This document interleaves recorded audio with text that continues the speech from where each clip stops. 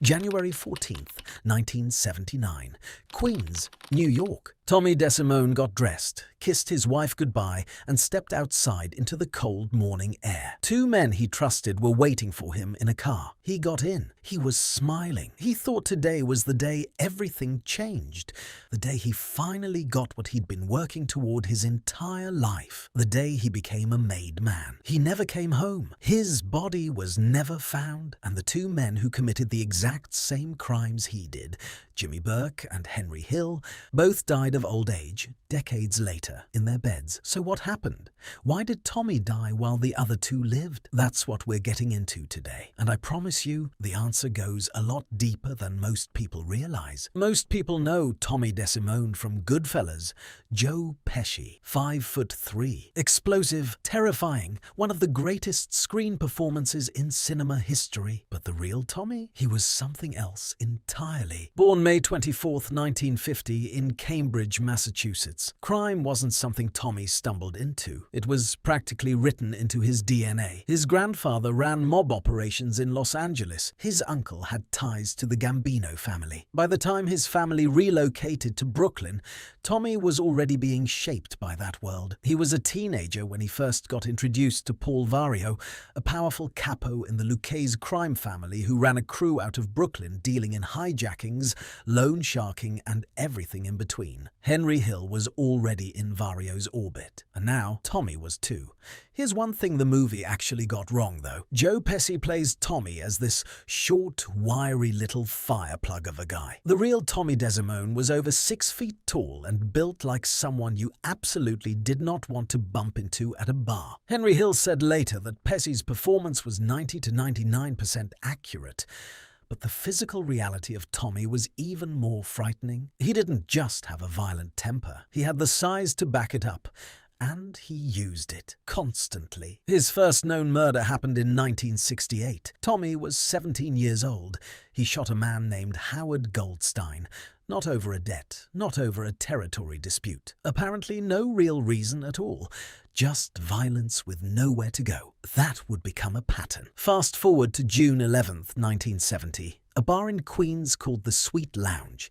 The kind of place where serious men go to drink seriously. That night, a Gambino family associate named William DeVino, better known on the street as Billy Bats, walked through the door. He'd just finished a 6-year prison stretch for narcotics. This was his welcome home party. Billy Bats was a made man. That meant something. That meant he had the full backing and protection of the Gambino crime family behind him. He was untouchable, and he knew it. He also knew Tommy DeSimone. Years earlier, when Tommy was just a kid scratching for money, he'd worked as a shoeshine boy, Bats remembered. And in front of a room full of people, he decided to remind him, go home and get your shine box. 5 words, and those 5 words effectively signed Tommy's death warrant, not just for Billy Bats, but eventually for Tommy himself. Now understand the position Tommy was in. Bats was a made man. Tommy was just an associate. In the rigid hierarchy of the mob, an associate doesn't respond to a made man with violence. You take the humiliation, you swallow it, you walk away. Those are the rules. Tommy didn't care about the rules. Henry Hill saw the fury building on Tommy's face and managed to get him outside. They waited. The bar emptied out, and somewhere around 3 in the morning they went back in. What happened next was savage, even by mob standards. Tommy pistol-whipped Bats until he collapsed. Jimmy Burke joined in, kicking, stomping. By the time they were done, Bats was barely alive. They loaded him into a car trunk and drove toward the Connecticut border. When they stopped and opened the trunk, he was still breathing. Tommy stabbed him. Jimmy shot him 4 times in the chest. Then they buried him in the dirt. 6 months later, out of paranoia, they dug him up and moved the body. They thought they'd gotten away with it. They hadn't. Here's what's staggering about Tommy DeSimone. After killing a made man from a rival family, which in mob terms is roughly equivalent to pulling the pin on a grenade and putting it in your pocket, he didn't slow down. He didn't lay low. He kept going. Later that same year, Tommy was drinking at another bar. A low-level kid named Michael Giano, everyone called him Spider, was working there, fetching drinks and staying out of the way. Tommy, drunk and restless, pulled out his gun and shot Spider in the foot for fun. Because he was bored, Spider recovered. He came back to work. Weeks later, Tommy was back. Spider made a sarcastic comment, which, honestly, takes a certain kind of nerve when you've already been shot by this man once. Tommy shot him 3 times in the chest. Spider died on the floor. Henry Hill said that was the moment he truly understood what Tommy was. Not a criminal, not a hothead, a genuine psychopath, because Spider wasn't a threat. He wasn't competition. He wasn't a liability. He was a nobody, and Tommy killed him over a wisecrack. Then, in 1974, Tommy murdered a Gambino-connected man named Ronald Foxy Girotti. Details on this one are hazier, but the result was the same. Another body, another Gambino connection, another reason for that family to want Tommy gone. By the mid-1970s, the pattern was undeniable. Tommy DeSimone was an earner. Yes, he made money, he pulled jobs, he was capable, but he was also a walking catastrophe. Every murder he committed without authorization was a diplomatic incident. Every body was a bill that would eventually come due, and the Gambino family had a long memory. December 11th, 1978, JFK Airport, the Lufthansa cargo building. 6 men walked in armed. When they walked out, they were carrying nearly $6 million in cash and jewelry, the largest cash robbery in American history at that point, worth roughly $28 million today. It was Jimmy Burke's operation, meticulous, precise, brilliantly executed. Tommy was part of the crew. The plan was for everyone to pocket $750,000 and disappear quietly. Instead, Jimmy Burke started making the crew disappear permanently. One by one, people connected to the heist turned up dead, shot, strangled, stuffed in trunks. Jimmy was eliminating witnesses and keeping the money for himself. By summer of 1979, 7 people tied to that robbery were dead. But Tommy was never on Jimmy's list, because by the time the Lufthansa money became an issue, Tommy's fate was already being decided by someone else entirely. January the 14th, 1979. Someone from the Lucchese family reached out to Tommy with the news he'd been waiting years to hear. He was getting his button. He was being made. This was everything. In the mob, becoming a made man meant you were protected. It meant no one could touch you without permission from the very top. It was the finish line Tommy had been sprinting toward his whole life.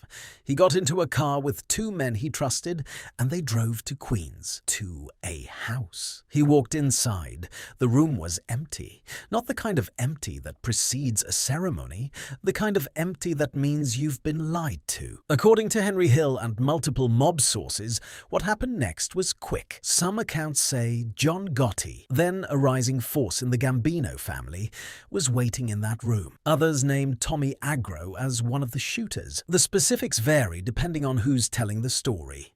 What doesn't vary is the outcome. Tommy DeSimone was shot in the head. His body was disposed of so thoroughly that it has never been found to this day. The Lucchese family didn't just allow it, they arranged it. They used the thing Tommy wanted most in the world as the bait to deliver him to the people who wanted him dead. So if the Gambino family wanted justice for Billy Batts, why was Tommy the only one who paid? Jimmy Burke was standing right there when Batts died. He kicked him. He shot him 4 times. He helped bury the body twice. Why did he get to die in a prison cell from natural causes in 1996? 2 reasons. One practical, one political. The practical reason, Jimmy Burke was Irish. His parents were both Irish-American, which meant under the strict rules of La Cosa Nostra, he could never be a made man. You needed full Italian heritage to take that oath. Jimmy was permanently locked out. And here's why that mattered. The mob's code of silence and retribution operates on a very specific set of rules. When an initiated member kills another initiated member without sanction, that's an act requiring a response in kind. It's the clearest violation in the book. But Jimmy wasn't initiated. He existed in a gray zone. Was he guilty? Absolutely. Was he technically subject to the same consequences under mob law? That was murkier.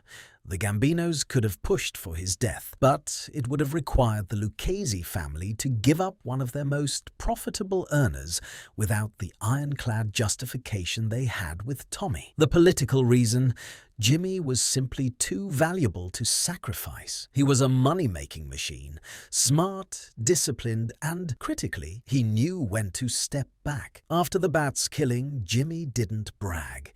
He didn't escalate. He let the heat settle. He was calculating where Tommy was combustible. The Lucchese family could look at Jimmy and say, "This man is manageable. This man makes us money. This man is an asset." Tommy was none of those things. Jimmy Burke died on April 13th, 1996 at Wender Correctional Facility, 64 years old, lung cancer. The mob never came for him. Henry Hill is in some ways the most interesting case of the three. Born June 11th, 1943, half Irish, half Italian, which, like Jimmy, meant he could never be made. He was always an associate, always working adjacent to power rather than inside it. He was at the bar the night Bats was killed.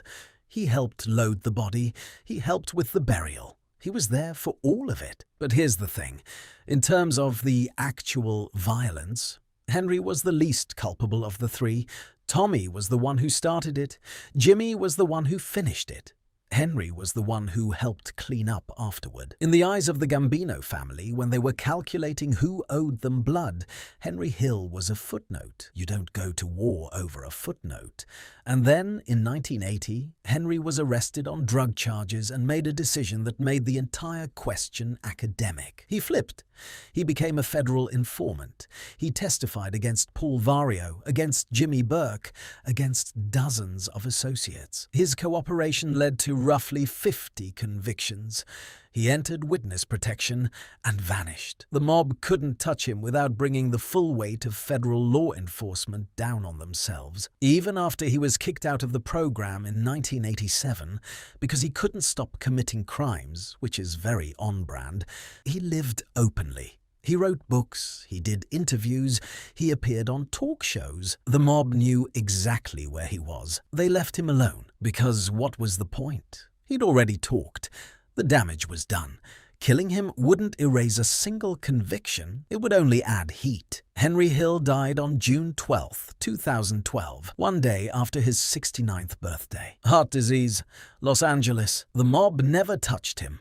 Here's what this whole story actually teaches us, and why I think it matters beyond just being a fascinating true crime case. People think the mafia kills for revenge. They don't. Not primarily. The mafia kills for survival. When the Gambino family demanded justice for Billy Bats and Foxy Girotti, the Lucchese family had to do a cold, unsentimental calculation. Not, what does Tommy deserve? But what does keeping Tommy alive cost us? And the answer was everything. Tommy had killed 2 Gambino-connected men without authorization. He was the kind of unpredictable, uncontrollable force that threatened peaceful relations between families. Every time Tommy walked into a room, the risk of him doing something catastrophic walked in with him. He was a liability that had compounded interest for almost a decade. Giving Tommy up wasn't a punishment.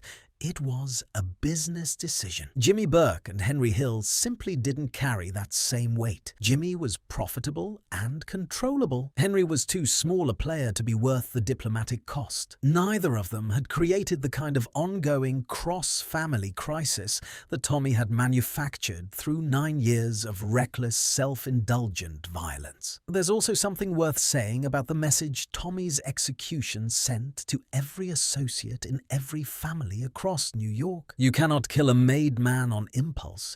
You cannot let your ego override the organization. You cannot be so dangerous that your own family has to sacrifice you to keep the peace. Tommy DeSimone thought his reputation made him powerful. In reality, his reputation made him a problem that needed solving. The more bodies he stacked up, the closer he got to the moment when the people who were supposed to protect him would decide that protecting themselves was more important. On January 14th, 1979, Tommy DeSimone climbed into that car believing he had finally made it. He was about to join the inner circle. He was about to become untouchable. Instead, he walked into a room, realized what was happening, and that was it. No ceremony, no oath, just the consequence of 9 years of proving to everyone around him that he could not be trusted with his own violence. Jimmy Burke survived because he was smart enough to be indispensable. Henry Hill survived because he was savvy enough to run. Tommy DeSimone died because he never once stopped to ask a simple question: what does this cost the people who protect me? The real lesson of this story isn't about crime. It's about what happens when someone is so consumed by their own impulses that they can't see the wall they're walking straight into. The mafia didn't execute Tommy DeSimone out of anger. They did it because it was the only logical move left on the board. And Tommy, for all his violence and all his fury, never saw it coming.